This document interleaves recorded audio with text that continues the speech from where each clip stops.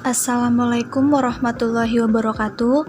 Perkenalkan, kami dari kelompok 5. Di sini kami akan mempresentasikan hasil kerja kelompok kami, yaitu tentang kesehatan jasmani dan rohani.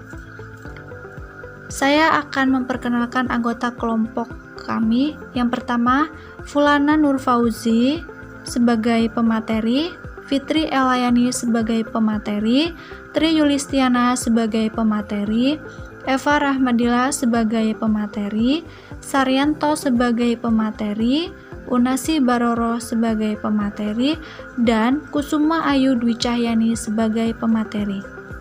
Berikut adalah penjelasannya.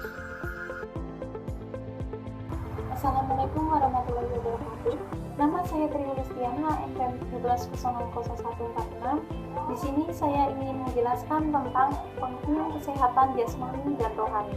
Pengertian jasmani merupakan dasar peningkatan dan pertimbangan jasmani. Di sini juga ada pengertian pola hidup sehat. Pola hidup sehat merupakan dasar kesatuan program yang meliputi kesehatan secara jasmani serta gizi dan aktivitas rekreasi yang apabila kita lakukan dengan baik dan benar dapat mendukung terciptanya produktivitas tubuh yang tinggi. Tidak hanya itu, kita juga dapat mempelajari tentang manfaat menerapkan pola hidup sehat. Yang pertama, kita dapat berpenampilan sehat dan lebih ceria. Yang selanjutnya, kita dapat tidur nyenyak. Kemudian yang ketiga, kita dapat menikmati kehidupan sosial. Yang keempat, kita dapat berkreasi atau berkarya lebih baik. Yang kelima, kita dapat meningkatkan produktivitas kerja. Yang keenam, kita dapat hidup tentram dan nyaman. Yang ketujuh, kita dapat bersikap positif terhadap diri kita sendiri.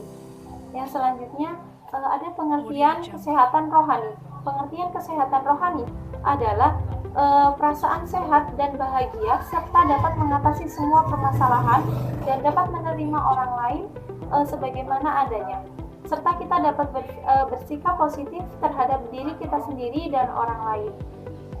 Kesehatan rohani meliputi bagaimana perasaan Anda terhadap diri Anda sendiri, bagaimana perasaan Anda terhadap orang lain, dan bagaimana kemampuan Anda dalam mengatasi persoalan yang ada pada kehidupan Anda sehari-hari.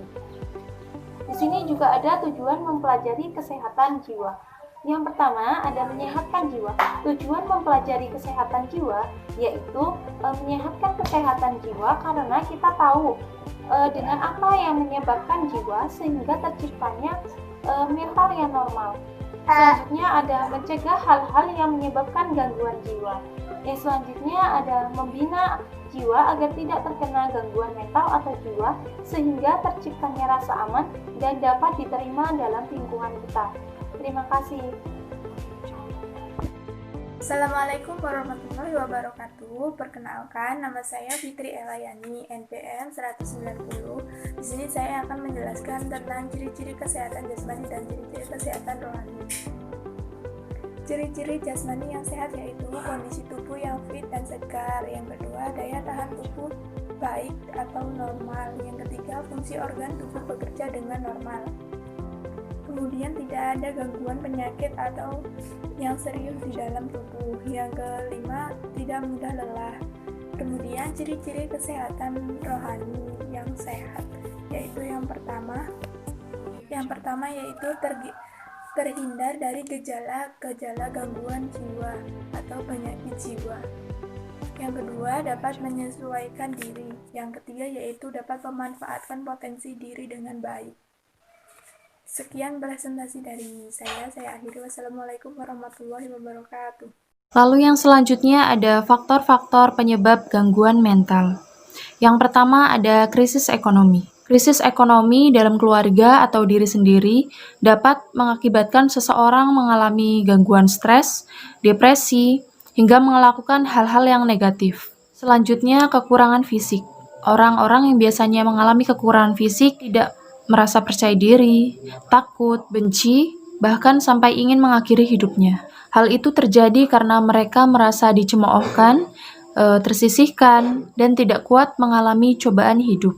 Lalu yang ketiga ada mental yang lemah. Orang-orang yang memiliki mental lemah biasanya akan cepat mengalami stres atau down jika sedikit saja mereka mengalami kesulitan. Lalu yang keempat ada tekanan batin. Tekanan batin merupakan faktor akhir yang selanjutnya akan menuju pada gangguan batin. Seseorang yang hidup layak namun selalu mendapat tekanan dapat memicu stres, rasa takut, benci, dan perasaan tidak tenang. Lalu yang selanjutnya ada gejala gangguan mental atau kesehatan rohani. Gejala-gejala umum yang kurang sehat mentalnya dapat dilihat dari beberapa segi. Di antaranya, yang pertama ada perasaan. Orang yang kurang sehat mentalnya akan selalu merasa gelisah karena kurang mampu menyelesaikan masalah-masalah hidupnya. Yang selanjutnya ada pikiran. Orang yang kurang sehat mentalnya akan mempengaruhi pikirannya, sehingga ia merasa kurang mampu melanjutkan sesuatu yang telah dirancanakan sebelumnya. Dan yang terakhir ada kelakuan. Pada umumnya, orang-orang yang kurang sehat mentalnya akan terlihat pada kelakuan atau tingkah lakunya. Di antaranya, suka berdusta, keras kepala, mencuri, suka menyeleweng, menyiksa orang lain, dan segala hal yang bersifat negatif. Nama Saryanto MPM 17060075. Saya berasal dari prodi PGSD. Saya di sini dari kelompok 5. Saya akan memaparkan bagaimana upaya menuju kesehatan jasmani dan rohani. Yang pertama di sini ada langkah-langkah untuk menuju kesehatan rohani, yaitu sebagai berikut. Yang pertama, kita beribadah, berrekreasi di luar rumah, hindari mengisolasi diri kita di dalam rumah sehingga kita akan menimbulkan kejenuhan ataupun ketidakstabilan emosi kita yang menyebabkan rohani kita menjadi kurang sehat ataupun keterbelakangan mental jadinya. Selanjutnya itu kesehatan jasmani. Dalam kesehatan jasmani sini kita perlu melakukan, yang pertama, kita perlu mengatur pola makan kita dengan baik. Selanjutnya kita perlu berolahraga. Jangan terlalu sering memikirkan masalah yang secara berlarut-larut. Makan makanan yang sehat dengan mengikuti pola makan 4 sehat 5 sempurna. Istirahat yang cukup dan juga melakukan rekreasi bersama teman-teman ataupun keluarga, sehingga kita akan mendapatkan kesenangan jasmani maupun rohaninya kita akan terpenuhi secara Assalamualaikum warahmatullahi wabarakatuh. Nama saya Eva Rahmadillah, NPM 17060192. Yang selanjutnya adalah makanan sehat. Makanan sehat adalah makanan yang memiliki keseimbangan gizi, mengandung serat, dan zat-zat yang diperlukan tubuh untuk proses tumbuh kembang. Berikut label beberapa bahan makanan yang mengandung 4 sehat 5 sempurna. Yang pertama, karbohidrat, terdapat pada nasi, gandum, singkong, dan lain-lain. Kemudian protein, banyak terdapat pada tahu, tempe, telur, dan lain-lain. Kemudian mineral, banyak terdapat pada sayur-sayuran. Vitamin, banyak terdapat pada buah-buahan. Kemudian susu sebagai pelengkap nutrisi. Pedoman dasar berikut adalah apa yang perlu diketahui untuk membangun menu makanan sehat setiap hari. Yang pertama, makan makanan tinggi serat, yaitu buah-buahan, sayur, kacang-kacangan, dan gandum. Ini adalah karbohidrat baik, bergizi, mengisi, dan relatif rendah kalori. Kemudian, pastikan untuk menyertakan buah-buahan dan sayuran hijau, orange, kuning, seperti brokoli, wortel, melon, dan buah jeruk. Kemudian, batasi konsumsi makanan yang manis. Kurangi lemak hewan, ini kayak lemak jenuh, yang meningkatkan kadar kolesterol darah dan memiliki efek yang merugikan kesehatan lainnya. Kemudian, kurangi konsumsi lemak trans yang disediakan oleh minyak sayur terhidrogenasi, digunakan dalam makanan olahan yang paling di supermarket dan di banyak makanan cepat saji. Kemudian, makan lebih banyak ikan dan kacang-kacangan yang mengandung lemak tak jenuh sehat. Kemudian, jauhkan dari porsi banyak, terutama makanan berkalori tinggi. Dalam beberapa tahun terakhir, melayani ukuran telah bertambah banyak porsinya, terutama di restoran. Kemudian, jaga asupan kolesterol Anda di bawah 300 mg per hari. Selanjutnya, makanan semua nutrisi yang dibutuhkan. Selain itu, paparan ini akan membatasi untuk setiap pestisida atau zat beracun yang mungkin ada dalam makanan tertentu. Kemudian, mempertahankan asupan kalsium yang cukup. Cobalah untuk mendapatkan vitamin dan mineral dari makanan, bukan dari suplemen. Suplemen tidak dapat menggantikan diet sehat yang memasak nutrisi dan senyawa lain selain vitamin dan mineral. Kemudian yang terakhir yaitu menjaga berat badan yang diinginkan. Neraca energi atau kalori asupan dengan keluaran tinggi, olahraga, dan aktivitas fisik lainnya sangat penting untuk melengkapi menu makanan sehat setiap hari yang dikonsumsi. Terima kasih, mungkin itu saja penjelasan saya.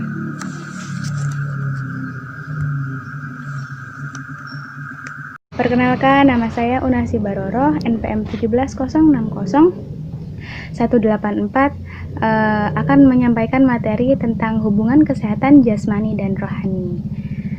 Orang seringkali mengabaikan kesehatan rohaninya dan hanya memikirkan jasmaninya saja. Padahal sebenarnya hubungan antara kesehatan jasmani dan kesehatan rohani ini sangat saling berkaitan. Apabila salah satu mengalami masalah, maka akan mempengaruhi yang lainnya. Sebagai contoh, apabila rohani terlalu tertekan oleh berbagai masalah duniawi, maka seseorang akan stres. Jika sudah begini, maka gejala awal penyakitnya adalah pusing, migrain, tubuh panas, dan demam. Keadaan tersebut sudah menunjukkan bahwa antara kesehatan jasmani dan rohani saling mempengaruhi. Keadaan jasmani yang baik tidak selalu dibarengi oleh kesehatan rohani yang baik pula. Maka dari itu, seseorang yang raganya terlihat sehat tidak selalu terlihat ceria atau tampak penat. Hal itu karena rohaninya masih tidak baik. Orang dikatakan hidup sehat dan sejahtera apabila jasmani dan rohaninya dalam keadaan baik-baik saja. Berikut contohnya seperti orang kaya yang selalu makan enak dan sehat memiliki jasmani yang sehat dan terawat. Namun dari garis wajahnya, dia tampak tidak ceria dan tidak fresh. Hal ini karena rohaninya masih ada masalah atau memiliki suatu beban dalam dirinya. Jadi, belum tentu orang kaya yang tinggal di rumah yang besar memiliki hidup yang selalu bahagia. Berbeda halnya dengan orang-orang yang sederhana, yang selalu bekerja keras demi kehidupannya dengan memakan makanan yang sederhana seperti ubi, jagung, dan lain-lain. Walaupun dengan makanan seperti itu, dia tetap sehat karena makanan tersebut tidak mengandung bahan pengawet atau bahan kimia lainnya. Selain itu, garis wajahnya terlihat lebih tenang dan ringan daripada orang-orang yang lebih mampu darinya.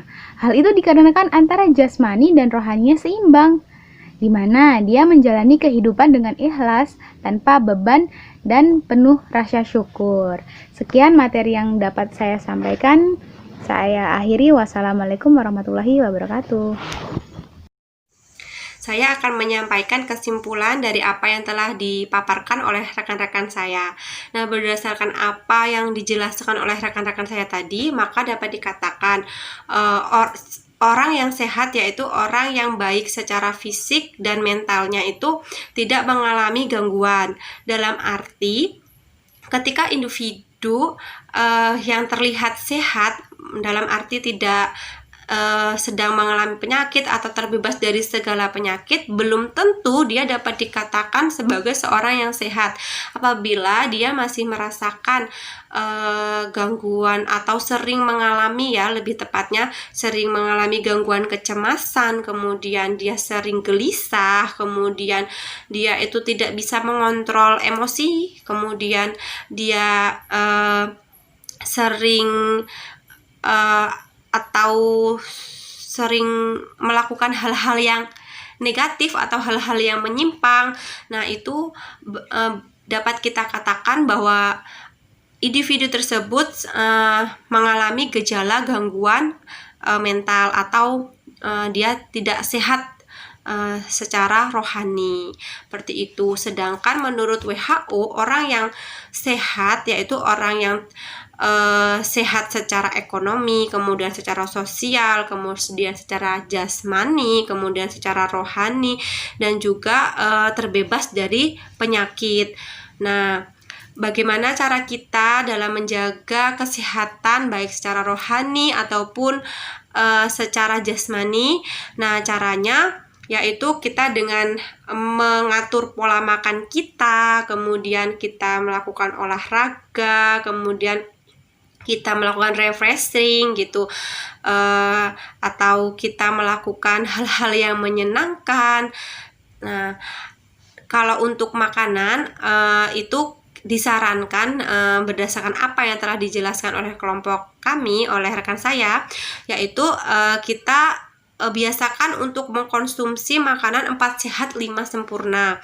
Kita kurangi makan makanan junk food atau makan makanan instan atau tepat saji yang sering kita order ya, bahasa kerennya sekarang kita order, kita delivery. Itu seperti nih yang sering kita konsumsi itu ayam geprek, kemudian mie instan, kemudian makanan yang di KFC yang agak keren dikit gitu. Terus kemudian minuman-minumannya seperti minuman yang kemasan seperti Sprite, kemudian Fanta. Nah, seperti itu kita kurangin. Kemudian kita kita berikan waktu atau kita atur waktu kita untuk melakukan olahraga seperti itu, minimal ya 15 menit dalam sehari supaya badan kita tetap bugar, karena kebugaran jasmani itu berpengaruh juga terhadap kesehatan rohani kita, seperti itu. Itu saja yang dapat saya sampaikan. Terima kasih sudah mengikuti diskusi kelompok kami. Sekian.